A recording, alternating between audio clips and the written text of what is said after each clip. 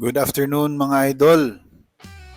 Meron na naman po tayong panibagong class na issue-showcase and kung ano yung benefits niya, ganun, and bakit nagustuhan ko din siya. And kung ano lang yung parang ah, con sa kanya, okay? Yung kakaunting con or disadvantage sa class na to. Okay? So without further ado, well, obviously nabasa niyo naman sa title. Ito siya. It's the Shadow Blade. Okay? Um, yung yung larong Lord 9 kasi meron akong nabasa sa comment sa last video ko. Sabi niya nag-quit na daw siya for good sa Lord 9 for his private reasons. But ako naman, if I were to quit Lord 9, mag-quit ako if there's a game that can surpass the excitement that Lord 9 gives me. Okay? Kasi alam ko kahit mababa yung drop, at least meron pa namang mga aspects of the game na nai-excite ako. So, I still play the game. So, yung kagandahan talaga ng Lord 9 is there's totoo nga talaga. Lord 9 Infinite Class nga talaga. Kasi nung naka-crossbow pa ako, I thought na, okay, crossbow to, so damage dealer, ganon, yung Shadow Blade na class, okay? But, turns out, nakaloot ako ng, dito sa Deadman 2, nakaloot ako ng Lightning Spirit and pinapa-level ko siya. So, turns out na pwede pala siyang gamitin sa Shadow Blade. Okay?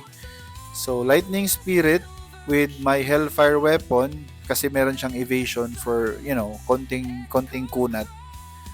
And then, yung Terenos power ko na area of effect naman with hunting strategy which is kunat na naman along with my quick heal and greater recovery potion for the DRD or DRMD. So yan yung composition niya and mostly offensive siya. But as you can see naman, nagiging 4 na yung area of effect na skills ko. So that was 1. And ito yung Sacred Blow 2, yung Terenos Power 3, and then Lightning Spirit 4. So nagiging 4 yung area of effect ko with my SNS, 'di ba? So parang na-augment niya yung leveling. Parang in a way yung striker nga. But the thing is, dito naman siya, mas mabilis din siyang mag-clear kasi malakas yung normal hit ng character ko using the Shadow Blade. Malakas and then mabilis magbitaw ng attack speed. Kapag nagpro-proc yung Shadow Blade, every 15 seconds, check natin kung ilan yung attack speed ko. Yun, 133.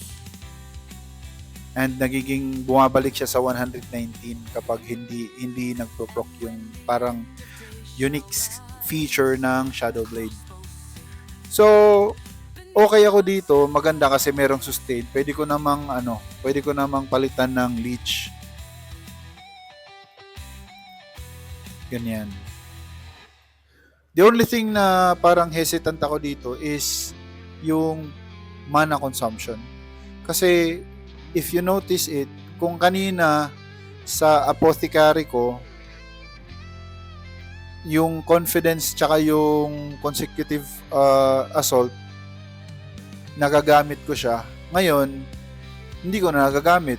3 skills lang yan and napapansin nyo naman, it's very evident na paubos na ng paubos yung HP ko. So, despite na ilan yan? 9 lang yung deficit. Hindi natin maiwasan na makita na talagang paubos na yung mana ko. It's only a matter of time. Mauubos siya. And it will only cast the skill once the mana points are up. Okay? So yun yung parang nakikita ko na downside sa kanya. Kasi in terms of tanking the monster, kaya ko naman, 'di ba? So yun, and very very essential sa akin yung dalawang to kasi itong si Falling Sword and si Sacred Blow, siya yung mga area of effect ko na dalawa na lang eh. Tapos ito naman yung buff ko. So kapag kinancel ko yan, wala na. Parang nawawala yung extra kunat factor ng SNS.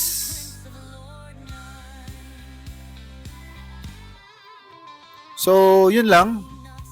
I hope na meron akong naambag or in any way natulong, and if you wanna